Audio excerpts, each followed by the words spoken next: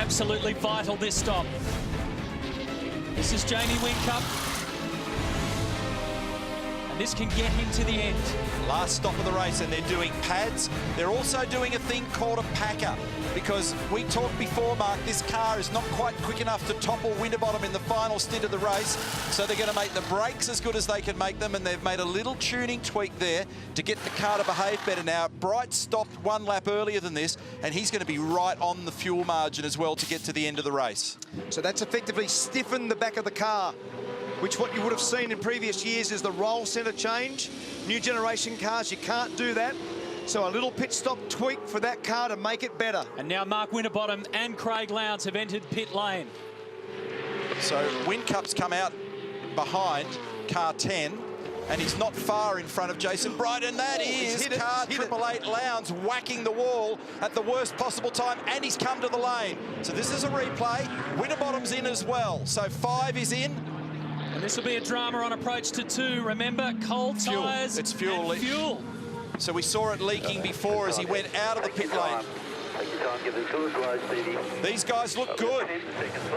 Lowndes is in. They'll assess that damage, and they'll get Larko to explain a packer to you shortly when things calm down. Pull off if you see it. Go. Nice stop. It seemed like a more calm stop than the 888 one, actually. There's the car. There's the car in the background. That he's racing. This is the rejoin. And it was a slowish stop for car 1. So it's opened the margin a whisker, maybe. So there they are. Winterbottom, Whincup and Bright. David Reynolds, incidentally, leads the race.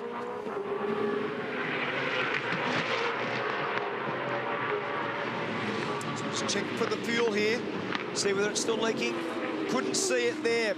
But this is the tussle. And Neil, the other thing, the reason that car won, Whincup had a slow stop. I don't know if you picked up, he actually stalled the car. Yeah. You saw that? Yeah, okay. It's got an auto start on it, so a little dip of the clutch, and it'll automatically, the starter motor will engage. The way it went, but it did cost him a second. Hey, Larko, did the boys have a look at the right rear there of Lowndes? Because that actually hit the fence coming out of Forest Elbow quite hard. Yeah, I ran around and had a little look myself. It actually looks okay, mate. I think it'll be fine. And Larko, if you get a chance, if things calm down, maybe you could just show the folks at home what the whole packer thing's all about. All right, come for a ride. So Davey Reynolds, the race lead, he'll have to come in on about lap 143. Will Davison is behind him, so too is Garth Tander, Alex Davison and Shane Van Gisbergen. And here comes Reynolds in. Now remember that I said earlier that Tander will benefit from when he takes his last stop, he'll stand still for less time. But this is the real focus at the moment, this seesawing battle between old protagonists. They've tangled once or twice this year, notably in New Zealand where it boiled over.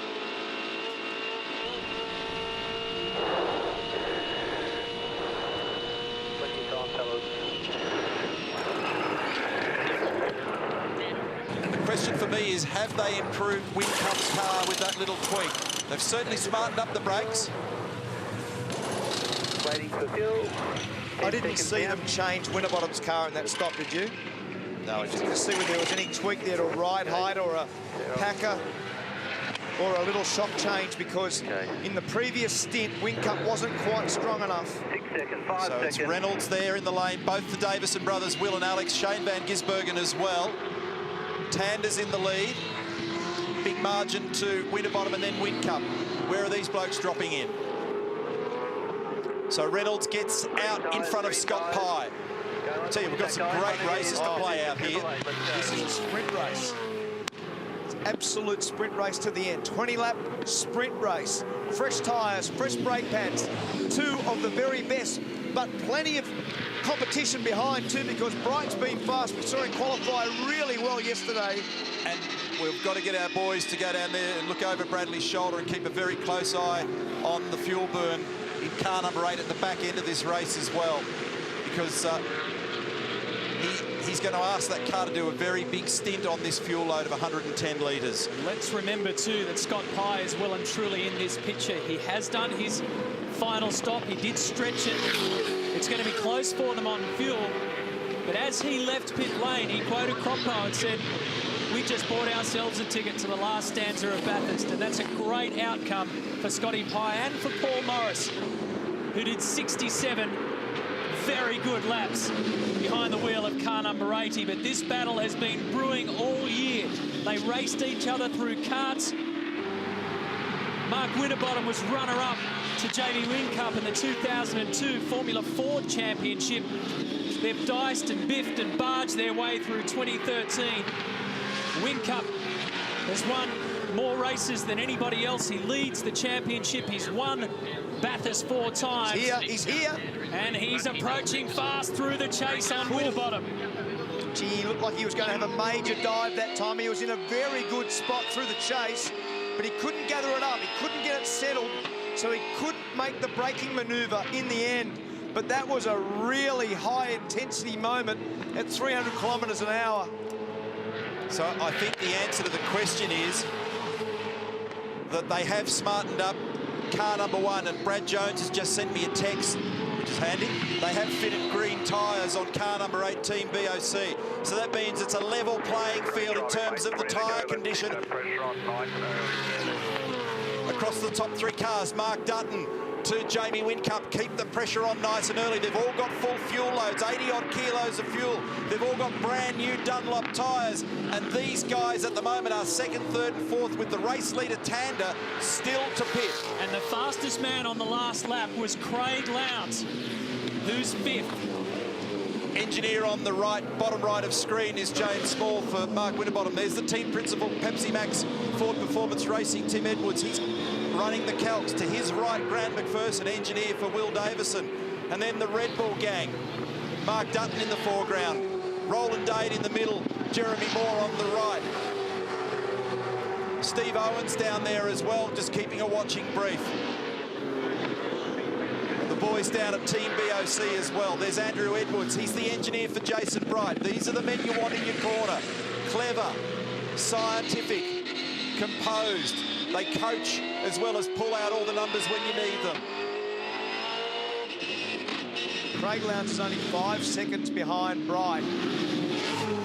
So he's not out of it. You can see that gap.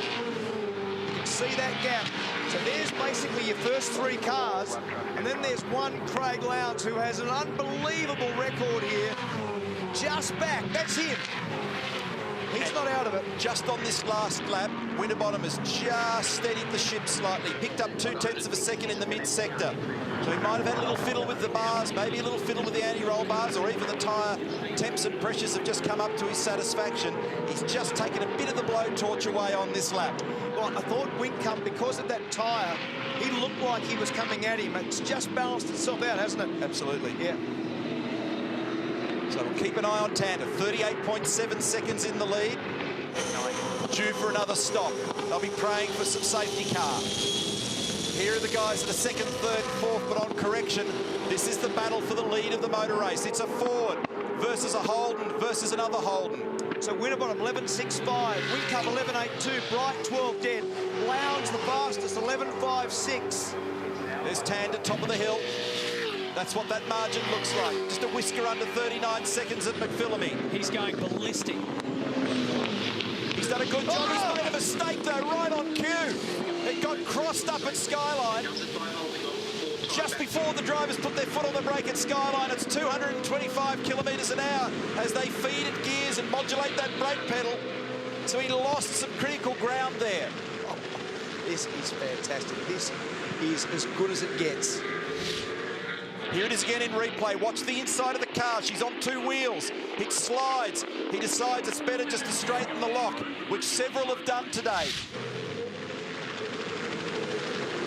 And just to mix in another key ingredient, it's getting overcast and cold and nasty up there. It wouldn't be Bathurst if it wasn't going to be a weird late afternoon. Winterbottom just locked a wheel in the middle of the S's there again. This is the radar. Now that's the narrow view. If you look at the wider view of the radar, there we are at Bathurst. Doesn't look too bad at the moment, but down towards Wagga, Griffith, those areas at the moment, it's certainly more lively. Well, the fact is that conditions are changing regardless of what the weather radar is telling us. And And we always knew that they would have to alter their game plans. Whincup's closed the margin again. So Jamie Whincup is prepared to stalk Mark Winterbottom as much as he can. He'll be looking for a chink in the armour. Is this it? He just lets him know that he's there. He's got some pace. He's got some pace now, Whincup. They've smartened it up. That's clever. They've pulled just the right rein. But he's also got to be careful that he doesn't spend the penny too early in the stint and have nothing to fight with later on. And I'm just wondering what Bright's got up his sleeve.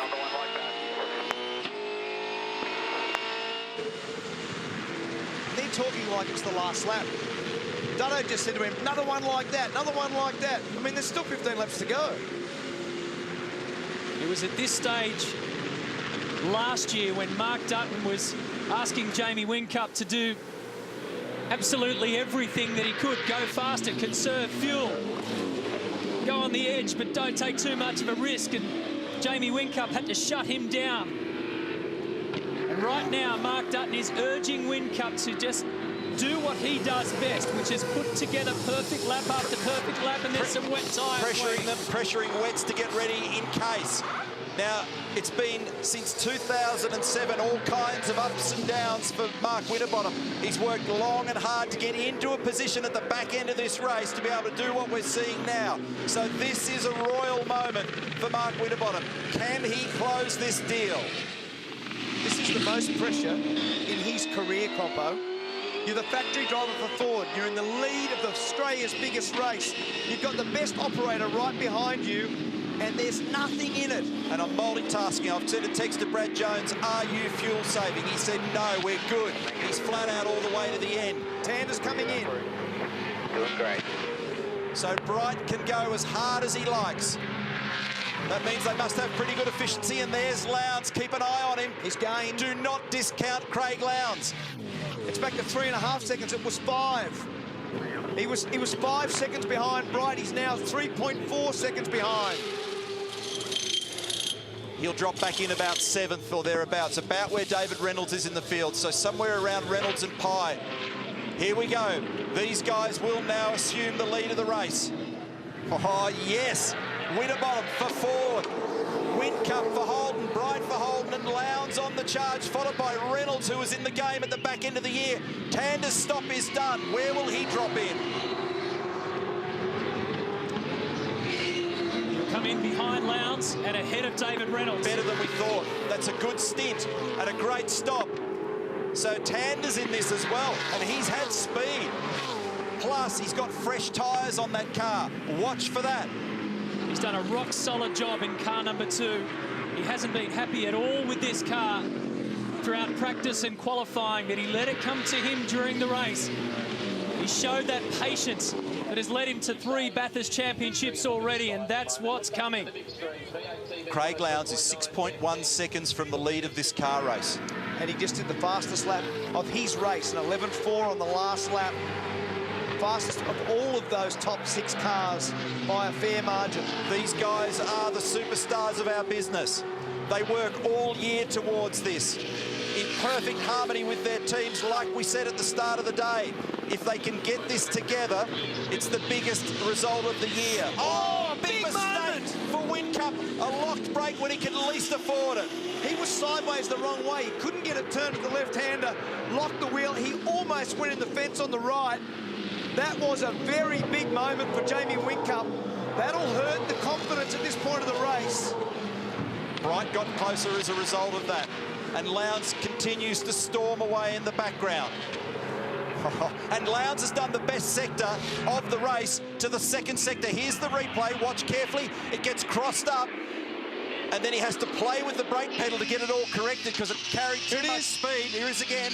Whoa. He almost went in the right-hand fence.